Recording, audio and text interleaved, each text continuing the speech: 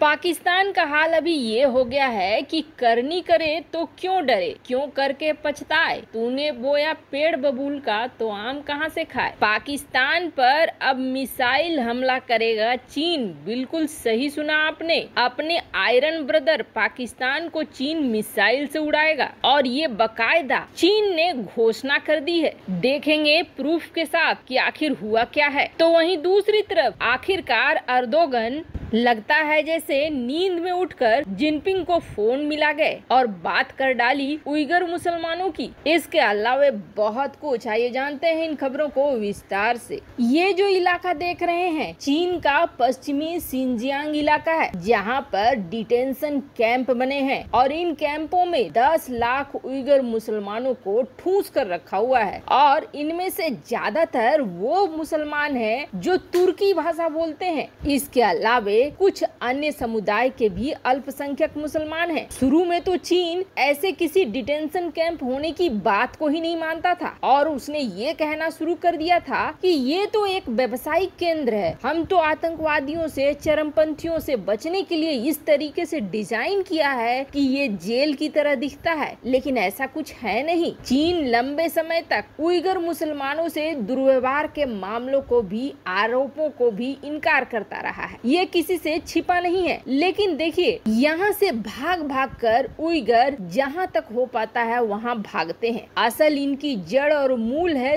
तुर्की की। ये तुर्की के मूलवासी हैं जो यहाँ आकर बस गए। ये जो पूरा इलाका है ये तुर्क इलाका है जिसे चीन ने कब्जाया और जब उनके अत्याचार बढ़ने लगे तो 40,000 उइगर यहाँ से भाग कर पहुँच गए तुर्की। पर तुर्की ने क्या किया, तुर्की ने एक संधि साइन कर ली चीन के साथ और जिसमें अर्दोगन ने ये कहा कि वो 40,000 उइगरों को वापस भेज देंगे चीन। वैसे इस मामले को लेकर तुर्की में भी बड़ा बवाल उठा। तुर्की की राजधानी अंकारा की विदेश नीति को लेकर सवाल उठाए जाने लगे। तब तुर्की के विदेश मंत्री ने ये सफाई दिया था कि ये समझौता तो वैसे ही है जैसा तुर्की ने बाकी देशों के साथ किया है। मतलब वहाँ खलीफा वाला रोल और वो धर्म वाला रोल खत्म हो गया। चीन के नाम से ही खलीफा से लतीफा बन गए अर्दोगन। पर अब अचानक से 1-2 दिन पहले तुर्की के राष्ट्रपति रेसेप तैयब अर्दोगन को उइगर मुसलमानों की खूब चिंता होने लगी। उन्होंने तुरंत चीन के राष्ट्रपति शी जिनपिंग से बातचीत की और फोन पर बातचीत के दौरान अर्दोगन को डर भी लग रहा था कि कहीं जिनपिंग गुस्से में ना आ जाए, नाराज ना हो जाए। इसलिए अर्दोगन ने बात की शुरुआत बड़े ही अच्छे ढंग से की। अर्दोगन ने कहा कि हम तो भाई चीन की राष्ट्रीय संप्रभुता का खूब सम्मान करते हैं और तुर्की और चीन के बीच तो व्यापार और राजनयिक संबंध और भी आगे जा सकते हैं। हम ऊर्जा के क्षेत्र में, व्यापार के क्षेत्र में, परिवहन के क्षेत्र में, हेल्थ के क्षेत्र में एक दूसरे से मिलकर और आगे बढ़ सकते हैं। और जहां तक बात रही भारत की, तो उसके खिलाफ भी पाकिस्तान, चीन और तुर्की एक साथ आ सकते हैं। तीनों देश रक्षा, व्यापार और कूटनीति में संबंध बना सकते हैं। अब इसके बाद तुर्की ने ये कह दिया कि सब कुछ ठीक है, लेकिन चूंकि उइगर मुसलमान आपके यहाँ रहते हैं तो हम चाहते हैं कि वो भी शांति से रहें, उन्हें भी वही सम्मान मिले। अब जिनपिंग ने उधर से कौन सी वाली गाली दी ये तो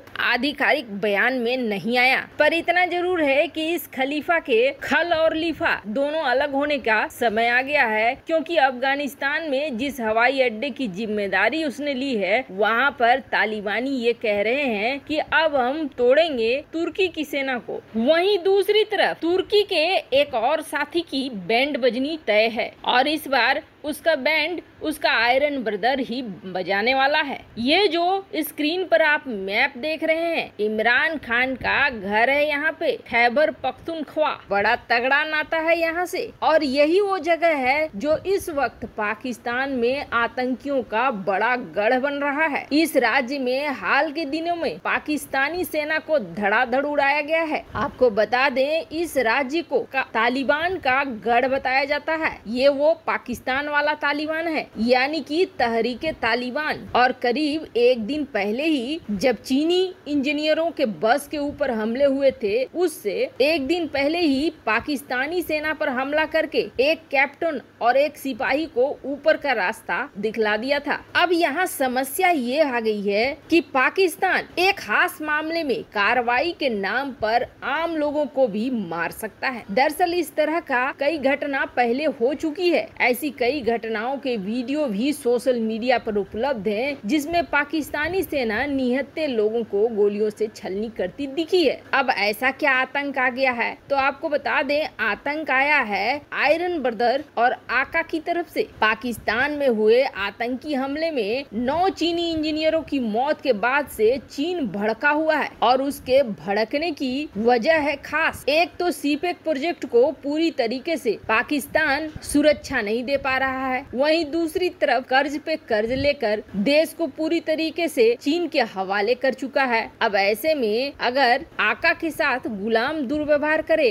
तो आका कैसे बर्दाश्त करे। अब जो चीनी मुखपत्र है ग्लोबल टाइम, यानी कि हमने आपको पहले भी बताया है, जिनपिंग जो कहना चाहता है ग्लोबल टाइम्स वही कहता है, मतलब कि शब्द जिनपिंग के हैं और बोल गोबर टाइम्स रहा है। अब यहाँ से चीन बुरी तरीके से पाकिस्तानी सरकार और सेना के खिलाफ तल्ख बयानबाजी कर रहा है। चीन की नाराजगी का अंदाजा आप इस बात से लगा सकते हैं कि जिनपिंग ने खास तौर पर इस हमले को लेकर बहुत ही गंदा रिएक्शन दिया है। चीन ने इंजीनियरों की मौत की जांच के लिए अपनी टीम भेजने का ऐलान भी कर दिया है कि उन्हें पाकिस्तान पर भरोसा नहीं है। ये तो रही टीम की बात, पर अब चीन ने ये कहा है कि पाकिस्तान के खैबर पख्तूनख्वा में हुए बम विस्फोट की आतंकवादी हमले के रूप में पुष्टि हो गई है, यानी कि ये तो हमला है भाई, कोई हादसा वादसा नहीं है। इस मामले में खास तौर पर तजाकिस्तान की राजधानी दुशांबे में चीनी विदेश मंत्री वांग यी पाकिस्तानी विदेश मंत्री शाह महमूद कुरैशी से मिले भी। पर अब खबर आ रही है कि चीन ने ये कहा है कि इस हमले के पीछे